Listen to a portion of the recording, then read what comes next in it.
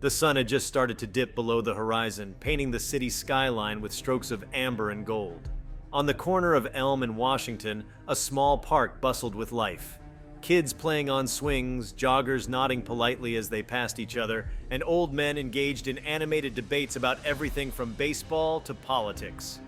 It was an ordinary evening in an ordinary neighborhood, but within moments, the scene would transform into one of chaos, bravery, and reckoning. Before we start, smash the like and subscribe buttons for more updates. Across the street from the park, Thomas T.J. Jenkins, a decorated Army veteran, walked to his car after visiting the local community center where he volunteered with disadvantaged youth. Dressed in a simple t-shirt and jeans, TJ's appearance gave little hint of his past achievements. Tours in Afghanistan, a Bronze Star for Valor, and a steadfast dedication to serving his country.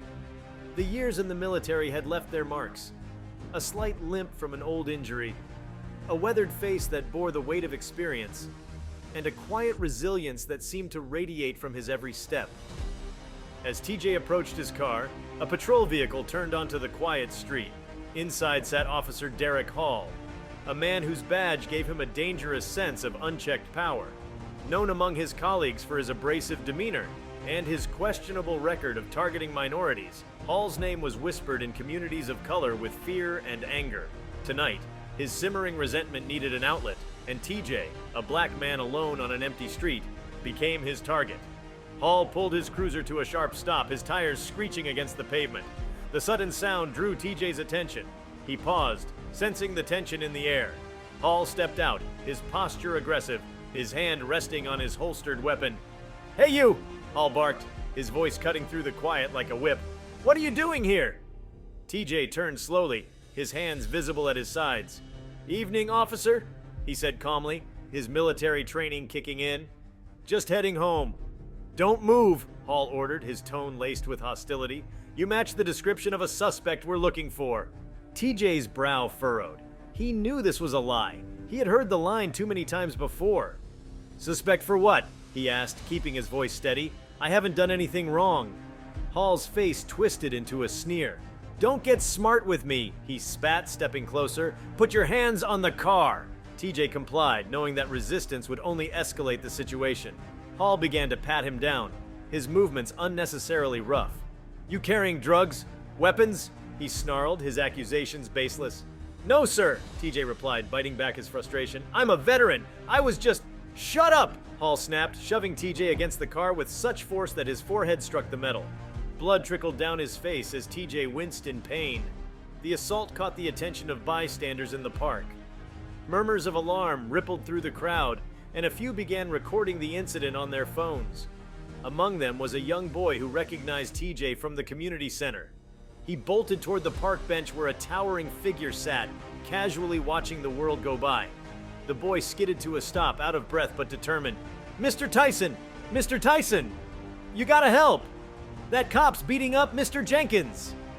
Mike Tyson, the legendary former heavyweight boxing champion, turned his head sharply. His deep-set eyes narrowed as he took in the scene across the street. Even in his 50s, Tyson's presence was electrifying.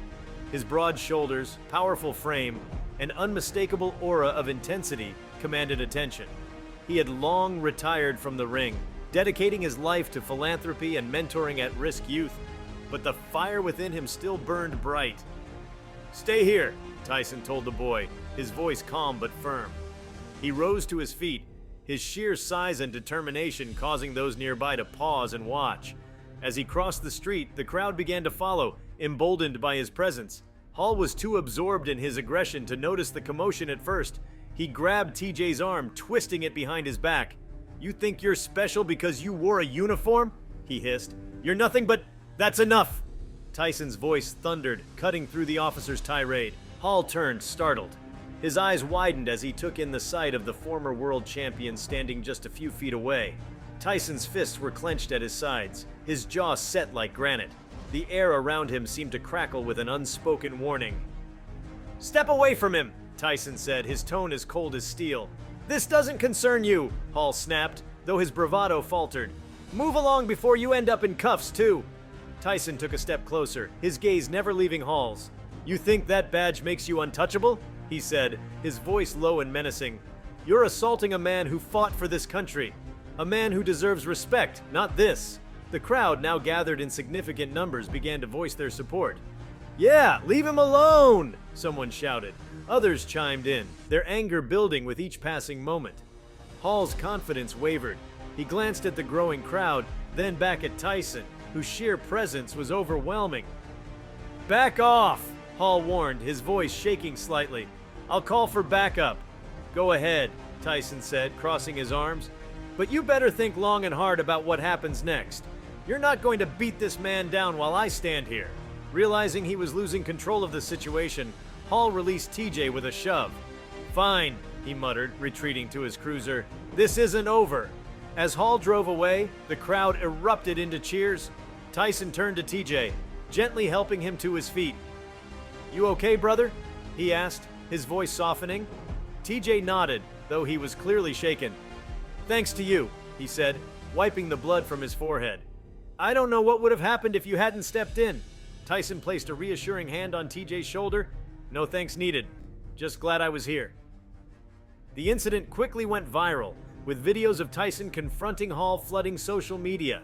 Outrage spread like wildfire, sparking renewed calls for police accountability and justice. Hall's actions were investigated and he was eventually stripped of his badge. For TJ, the ordeal was a painful reminder of the systemic racism that still plagued the nation, but it also highlighted the power of solidarity and courage. In the days that followed, Tyson and TJ became unlikely allies, working together to advocate for reform and bridge the gap between communities and law enforcement. Their bond, forged in a moment of crisis, became a symbol of hope, a reminder that even in the darkest moments, heroes can rise to shine a light.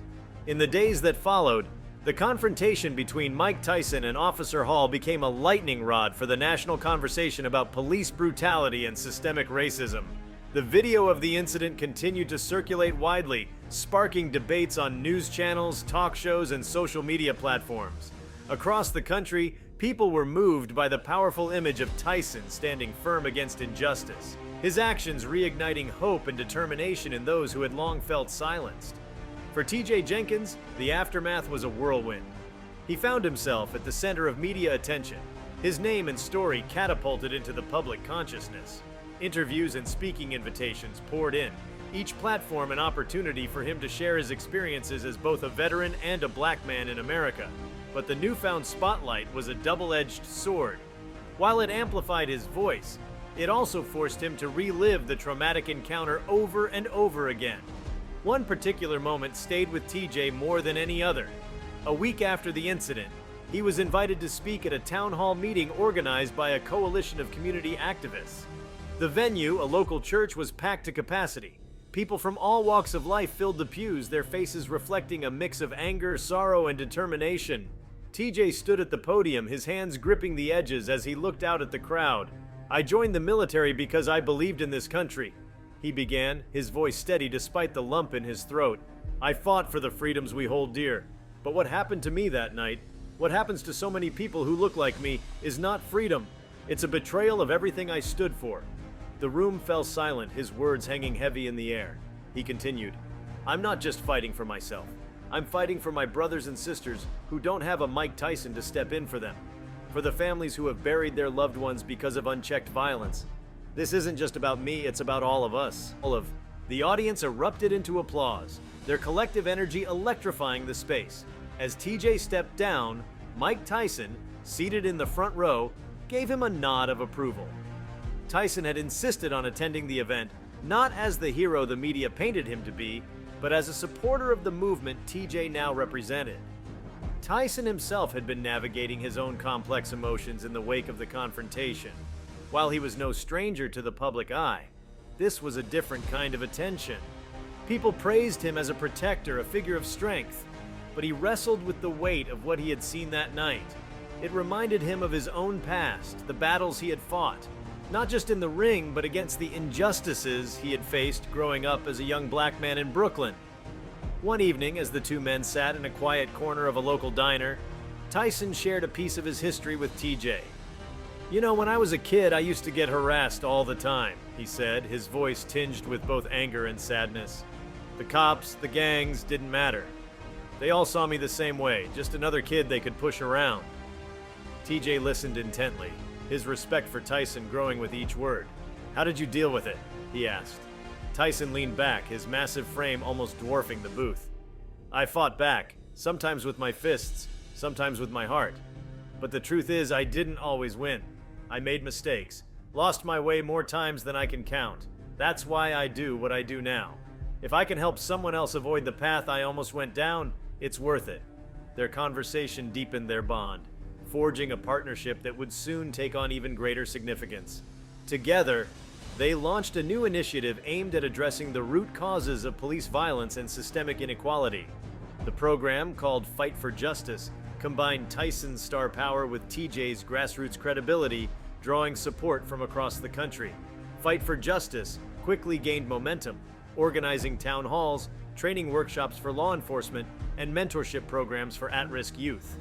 The initiative also provided legal and financial assistance to families impacted by police brutality, ensuring their voices were heard in courts and beyond. Tyson, who had always been a man of action, insisted on being hands-on, attending meetings, speaking at events, and even sparring with young boxers at community centers to inspire them to channel their energy constructively. One particularly impactful event took place in Chicago, where the two men hosted a community forum in a neighborhood plagued by both crime and heavy-handed policing. The gymnasium was filled with hundreds of residents, many of whom shared harrowing stories of their own encounters with law enforcement.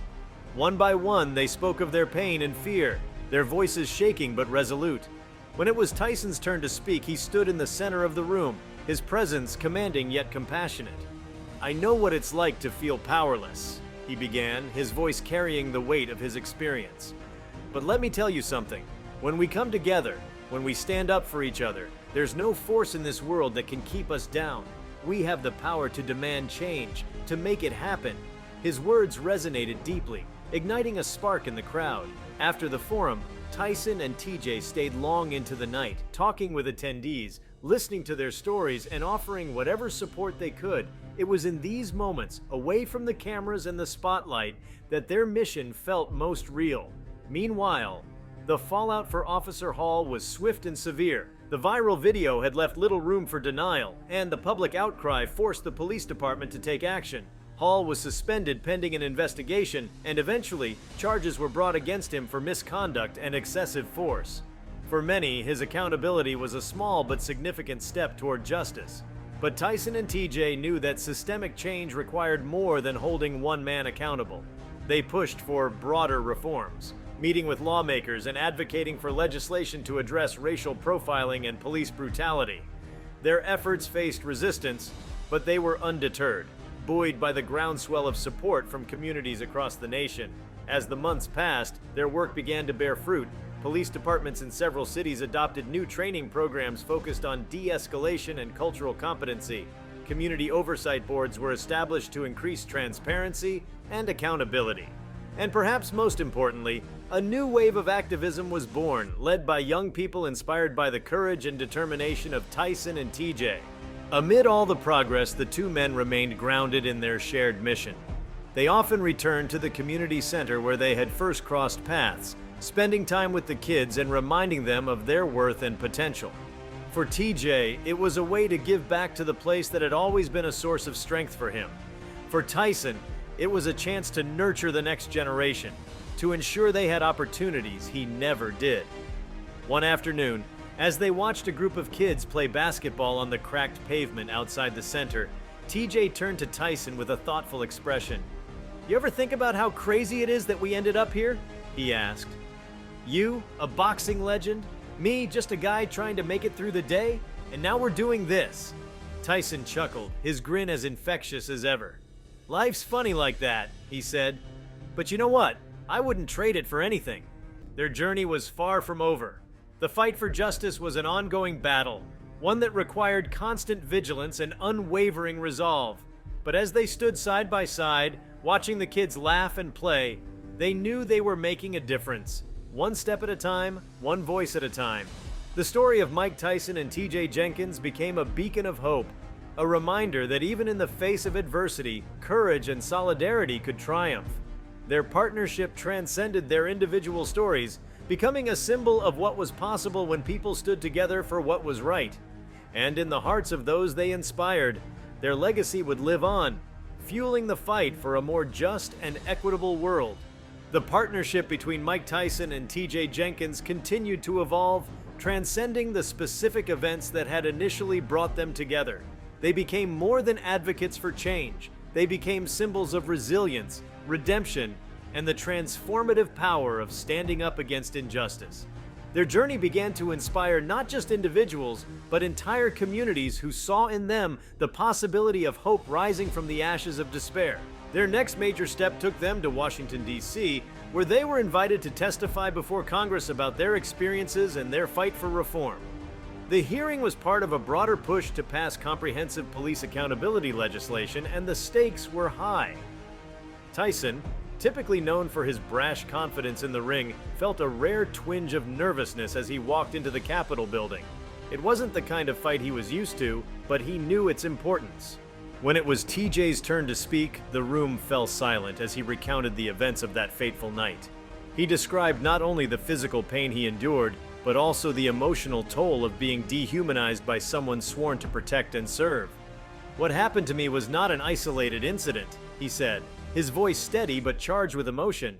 "It's part of a system that allows this kind of behavior to go unchecked. But systems can change. They must change." When Tyson took the microphone, his demeanor was as intense as it had been during his prime years in the boxing ring. He spoke not just of TJ's experience, but of his own history, his words cutting through the room with the raw honesty that had become his hallmark. "I've seen violence destroy lives, from the streets to the ring to the places I've lived," he said. "But this kind of violence, when it comes from people who are supposed to protect us, that's a betrayal, and we can't stand for it anymore." Their testimonies struck a chord, garnering bipartisan support for measures aimed at increasing police accountability. The moment marked a turning point, with lawmakers committing to enact meaningful change. While the legislative process was far from over, the groundwork they laid that day proved to be a significant step forward. Back in their communities, the ripple effects of their advocacy were already visible. In neighborhoods once plagued by mistrust and tension, new bridges were being built between law enforcement and residents. Tyson and TJ worked tirelessly to ensure that these efforts were not merely symbolic, but substantive. They organized regular community forums, bringing together police officers and citizens to foster dialogue and mutual understanding.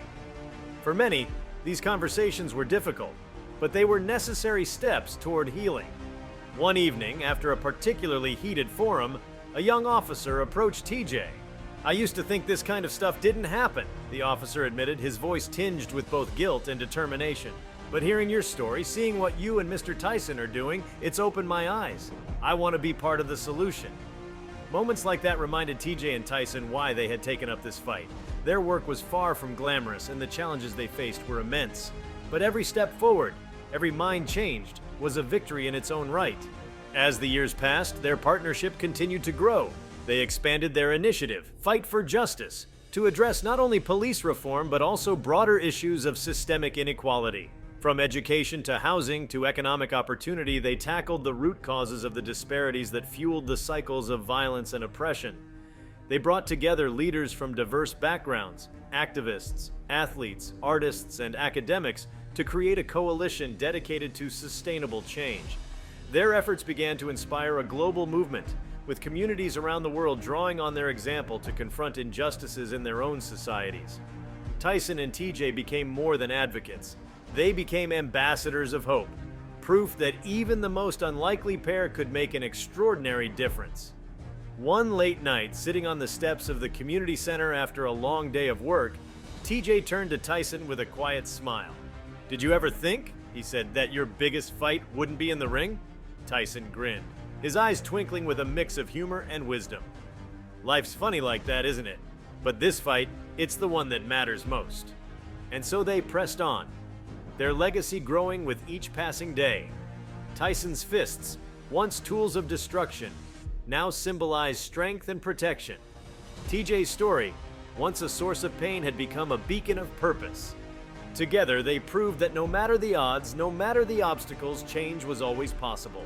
If you liked this video, please give it a like and subscribe to our channel. Also, leave your comments below and tell us, what are your thoughts on the officer's actions toward the black veteran? We want to hear from you. Thank you for watching, and see you next time.